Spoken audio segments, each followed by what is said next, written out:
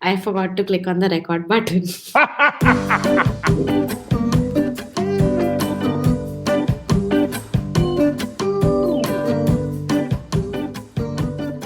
Work has started up again, so we're really crazy busy trying to figure out with the school year and everything. If you're referring to what's going on now to my relationship status, I can't go into too many details because of spoilers. Don't want to ruin the surprises for anyone. But there's a great article up by the LA Times where they sort of go into the details of where everyone on the show is now, what's going on with all of them, how are they all doing, and I highly encourage you to check it out. It's really well written. It's got some great pictures too of the cast members from their Instagram and everything, so you can see sort of what they look like now, what they're all doing now, if they've changed their hairstyles, all that fun stuff. But yeah, in the interest of spoilers, I don't want to give you away too many juicy details.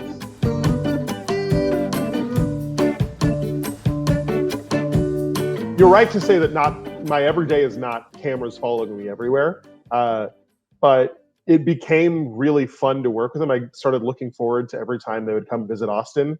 Because this poor crew is traveling all over the US, all over India, back and forth. And so it was just nice to welcome them in my home and have them set up in my garage and do all of these things. My bosses were really nice. My principal was really sweet about giving me time off to work on the show. Working with the students was very complex because we got to get all these release forms, and the production team has to find somewhere in the school to set up. And how do we get the equipment from the first floor to the second floor, and all this logistical stuff took some figuring out for sure. But it was still a fun process to work with the crew. They were all really smart, decent, happy people. And we had plenty of conversations sort of off camera about sort of what it's like being a brown person living in the 21st century. And also just other things like, hey, what's going on with that poster on your wall? Or, hey, can you recommend me a book to read? Or just anything. They were really sweet and wonderful people to work with. Big shout out to my friends and family too. That scene we shot at my friend Rudy and Alyssa's house took some doing because Minnie, their little dog, was just all over the place, and we're just trying to feed her prosciutto under the table while we're filming and hoping that nobody notices her the whole time. Poor baby. I know, we should have got Minnie a close-up. With my family, they were all really sweet and wonderful. They jumped at the opportunity to help me in this process, and especially my mom. She went the extra mile. Got a big shout out to the mom. But in general, if it was a big interruption, it was a really pleasant interruption. I'd look at it as one of the best experiences I've ever had to have my life interrupted in this way.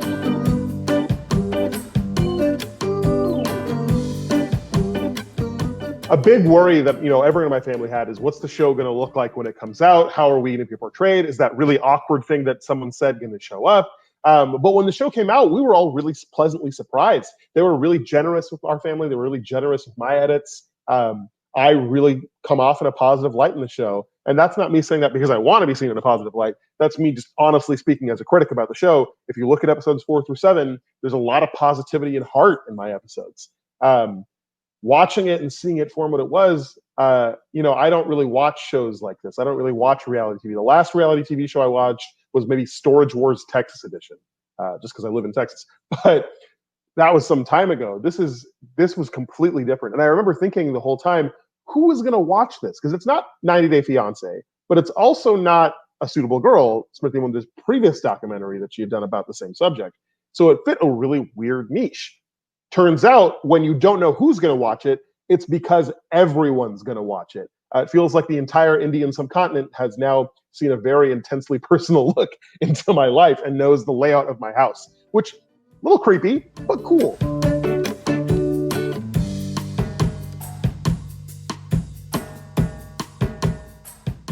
So when I started the show, I didn't expect it to take me in so many different directions. I didn't expect it to play at my heartstrings as much as it did as well. Meeting Manisha, meeting Rashi, going through the experiences I had, talking about my parents' marriage and everything. It stirred up a lot of emotions for me there too. And I started thinking about how the Indian community reflected on my parents' marriage and sort of the events that fell afterwards with my father. And it came down to, if you're going to share the truth, you need to share the whole truth. If it's not you telling your story, it's someone else telling your story, and it's about losing control of that story then too. But ultimately, the biggest part of it is an exercise in vulnerability. It's learning how to take the pain that is so wrapped up in the story and find different ways of dealing with it, find different ways of moving past it, because this is something that happened over 20 years ago, and it's still a big part of my life in the sense that it's not determining my everyday identity, but it is a part of my lived experience. It is a part of what I have to go. With Indian culture specifically, and sort of my family specifically, they didn't know that I was going to say any of that. They were completely taken aback and surprised. Some of them didn't even know all the details of my father's story, so it was a huge shock for them to hear that. So yeah, like I said on Shree's show, dating is a performance. You know, when you put on that persona of this person, you're hoping the other person finds eligible. But when the camera is on, you have to reevaluate the elements of that performance. Like, just being yourself sometimes is a performance, regardless of whatever you're feeling or that sandwich that you had and how it's settling in your stomach or whatever. Like, you got to perform a little bit to make things work, even if what you're performing is still yourself. It's still tough. I mean, as comfortable as I am on camera, it's still tough and it's still hard, especially if the other person is uncomfortable. I mean, dating is a two-way street.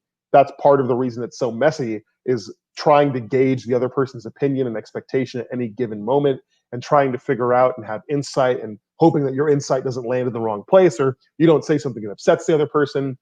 At the same time, you can't walk on eggshells. You just can't, because the more tender-footed you are, the more light-foot you are, conversation doesn't really go anywhere then. You don't really get to know the person deeper. And that's what you should be trying to do on a first date, is getting to know a person at any level. But it takes doing, it takes work. And I think for those of you who are still struggling in the dating scene, trust me, I'm still struggling too.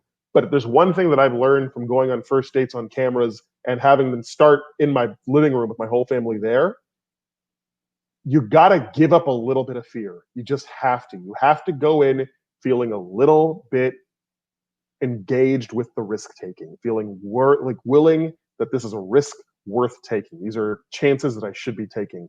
And it's not because, oh, you miss every ball you don't swing at. It's because, you get rid of a little bit of fear here and it creates a little bit more freedom for you. You get rid of a little bit more fear there, it creates a little bit more freedom for you. There's a direct correlation between fear and freedom in that way.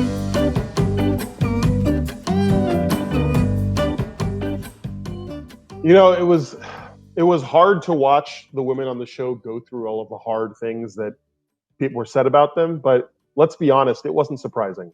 Women have not been given their fair shake really ever. And it's only just now that the conversations are really starting to hit. I mean, there's lots of arguments about which wave of feminism we're in now, but I tend to side with the argument that we're still in the first wave of feminism. We're still fighting for rights for women that we should have had settled over 100 years ago, And in India, everything is up in the air right now. Everything is in a constant state of flux politically, and like everything is just up in the air still. I'm not going to lie, it hurt to hear what people were saying about Rupam, what Sima was saying about Rupam. It was really painful to watch, especially as a child of a single mother. If someone was saying that to my mom, I would deck them. I really would. But it's context matters too. I think a lot of the criticism Aparna got in week one of Twitter, and was completely invalid because no one really got how sarcastic she was. No one really got her sense of humor. Now I think people are starting to come around, but it's only just now. It's been really interesting to see how people's thoughts are evolving and being shaped by the show and the criticism around the show. I mean, we live in such an interconnected world now that it's not enough for you to watch the show and read about the show. It's how your thoughts interact with everyone else's thoughts and how that interaction changes them. I mean, it's what we see with people who do their research on YouTube, right? Like, they're not using source material, or they're using tertiary source material and formulating their opinions based on the reflections of what they think is cool or trendy. All in all, I mean, it's something that we're still coming to terms with. It's something I'm still coming to terms with. It's something that we have to keep having these conversations. We have to keep moving these conversations forward. We have to keep seeing more shows like this. Like Smriti said in on Sri's show, the calls and criticism on this show, reading between the lines, it really means that we need more shows like this. It really means that we need more aggressive shows. We need more passive shows. We need more shows that cover every possible aspect of the subject. And it's a proven market for it now. And we should keep proving it.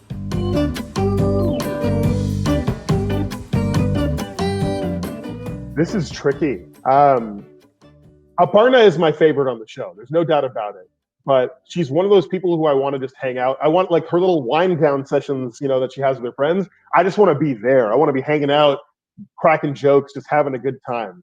Aparna also says that she doesn't like the funny person, and I'm casually funny. I don't know that I try too hard to be funny, but that's up to her judgment. Honestly, I would pick probably Ankita.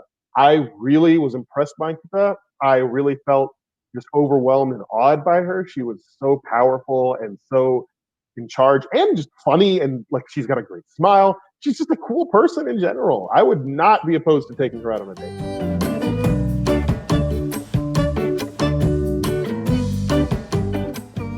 I opened up about a lot of different things in the show, and the response has been overwhelmingly positive. People are reaching out from all over the world, telling me their stories, telling me that, me going on air and sharing what I shared has let them open up, has let them feel less afraid, has let them feel like they're part of something larger, part of a larger community. And it's been amazing to hear. It's been amazing to see that, I'm not alone and that they're not alone and that we have this community, which is great, in quarantine time because I live by myself. So it's really nice to see that we have a larger community there.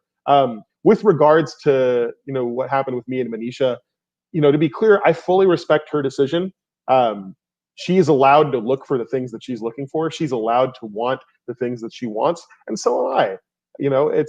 It's unfortunate that things ended the way they did, but like I said, you find a natural stopping point, and that's what it was. For us, that natural stopping point was money. I don't know if it was Manisha's thinking that, the man should make more money or we want him to run the show. She's a really strong, tough woman with goals that are deeply inspiring. And, to this day, she continues to inspire me. I don't think it's necessarily true that that's sort of where she was, but I think that we also just have a different understanding of how money works. And we have a different understanding of how money is spent, which is completely fair and completely fine. She has the way she runs her life, and I have the way I run my life. It just turns out that in the romantic context, the two are incompatible. As a friend, I have no judgment, no hard feelings against her on anything.